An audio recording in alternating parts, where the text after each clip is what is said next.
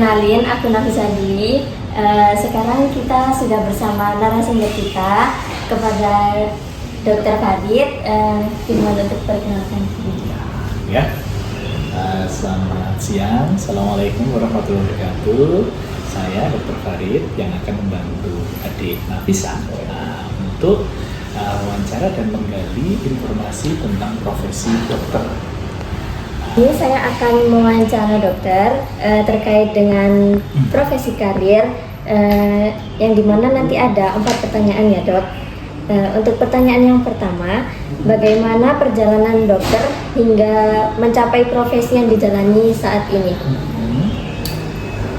Untuk mencapai profesi dokter, kita berbicara dengan hal yang normal dulu ya, artinya untuk menempuh pendidikan dokter memang yang dibutuhkan pertama pasti ya lulus dari SMA ya, seperti jenjang sekolah pada umumnya SD, SMP, SMA yang kemudian dilanjutkan untuk mendaftar di fakultas kedokteran. Di fakultas kedokteran sendiri ini kalau dari saya ya, dulu saya mendaftar di fakultas kedokteran Universitas Brawijaya ya.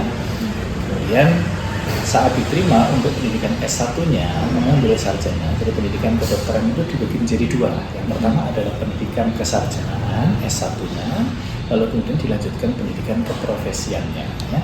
Pada waktu S1 yang dibutuhkan waktu tempuh untuk masa studinya antara 3,5 sampai 4 tahun maksimal. Kemudian setelah lulus dari S1 dilanjutkan dengan pendidikan keprofesian selama 2,5 tahun kalau dulu kami. Karena saya masih lulusan saya dulu angkatan 2001. Kali itu di Rumah Sakit Tentara, Rumah Sakit TNI Brawijaya di tempat dengan penempatan di Lawang. Waktu itu saya berniat untuk mengambil sempat jadi sekjur, jadi di sekretaris jurusan. Lalu saya tinggal sekolah. Dapat 2 tahun dari masa jabatan 4 tahun di sekretaris jurusan. Di tahun kedua saya tinggal sekolah ke UNER mengambil jurusan magister kedokteran tropis. Setelah selesainya, rupanya dalam perjalanan karir itu baru kemudian merasakan di sini normatif ya, kita fungsinya di sini memang mengabdi. Jadi di sini itu yang membuat saya senang dan membuat saya bangga untuk jadi karya untuk menjadi dokter di UM itu adalah di sini satu-satunya klinik. Kalau mau pernah muter ke seluruh universitas terutama ya, universitas di sini adalah satu-satunya klinik yang menggratiskan semua mahasiswa, semua karyawannya, semua dosennya, satu-satunya klinik. UB pun bayar. Kecuali UM pun bayar. Kan panjang banget ya. Pasti ada. Pasti ada suka dukanya. Nah, suka duka apa yang dokter rasakan dalam pekerjaan ini?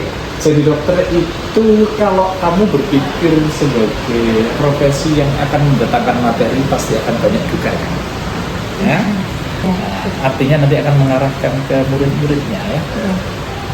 Akan tolong titip ya saya untuk disampaikan, diberikan pengertian, terutama kalau BK-nya anak BK-nya SMA ini ya, sudah mau menjelang mandiri. Kalau kamu mau kaya, jangan jadi dokter, karena pasti sakit hati. Ya, sakit hatinya adalah akan selalu ada kondisi-kondisi yang kamu tidak akan dibayar sesuai dengan proporsinya.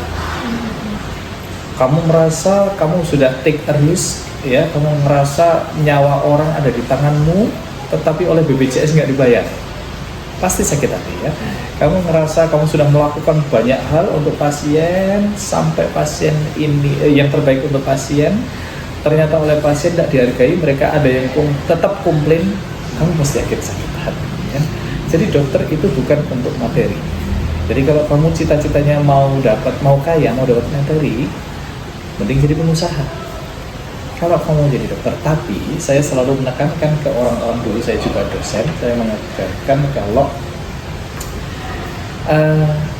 jadi dokter itu ada hal yang nggak tergantikan. Profesi dokter itu ada hal yang nggak tergantikan. Yang pertama, dia mempunyai profesi sebagai guru. Yang kedua, dia punya kesempatan untuk beramal tanpa batas. passionnya itu ke pasien, jadi semakin sering kita ketemu pasien, semakin sering ngobrol sama pasien, bagi saya itu bayaran yang paling besar, bukan tentang materinya, itu kenikmatan terbesar. Role model yang dokter jadikan inspirasi sehingga dokter kayak pengen aja jadi dokter gitu. Saat saya, berarti harus jauh sebelum saya masuk ke kedokteran ya. Iya. Saat saya masih SMA, sebenarnya kalau dianggap role model, itu role model yang salah saya bilang. Role model yang salah itu karena gini, saya kan dari desa ya, dari Magetan, tidak banyak dokter di sana, hanya 1 atau 2, tapi ada di puncak prestasi, di puncak perekonomian. Dokter kalau di desa itu sama rakyat Jombang ya, kalau ada dokter pasti kelihatan yang kaya banget gitu. Iya. Kaya ya. Itu dulu saya punya teman, ayahnya itu spesialis anak. Waktu itu saya melihat kalau orang desa itu pikirannya simpel, mau kuliah ke tempat yang nanti bisa bikin rejo itu apa dia? Sukses ya, meskipun nggak sukses yang gimana, tapi paling nggak bisa hidup lah ya gitu. Apa pesan dokter untuk generasi muda dalam mempersiapkan karir-karirnya untuk di masa depan? Bagus banget ini, bagus banget. Ini jangan terlambat menentukan minat ya. Perbedaan kita dengan negara maju yang lain, nggak usah yang jauh-jauh, yang terlalu jauh seperti Jepang, China, Korea, jadi kita bandingkan dengan India. Perbedaan sistem pendidikan kita untuk mengambil kuliah dengan di India, perbedaan yang paling dasar adalah kita di sini lulus SMA belum tahu mau jadi apa, hanya mengambil yang kira-kira universitasnya keren, fakultasnya keren. Jangan pernah melakukan hal seperti itu untuk menentukan karir ke depan sampai nanti hanya akan berujung kamu kecewa karena ternyata nggak sesuai dengan hatimu. Kamu harus bisa menentukan minatmu, keinginanmu, masa depanmu itu semenjak maksimal kelas 2 SMA itu harus sudah paham kamu mau jadi apa. Jangan menunggu kelas 3. Kelas 2 itu maksimal, 2 SMA itu maksimal, itu kamu harus sudah tahu aku pengen jadi ini, step by step aku harus mencapai ini, mencapai ini, mencapai ini. Aku untuk mencapai itu harus melakukan ini, itu harus kelas 2 SMA itu harus target.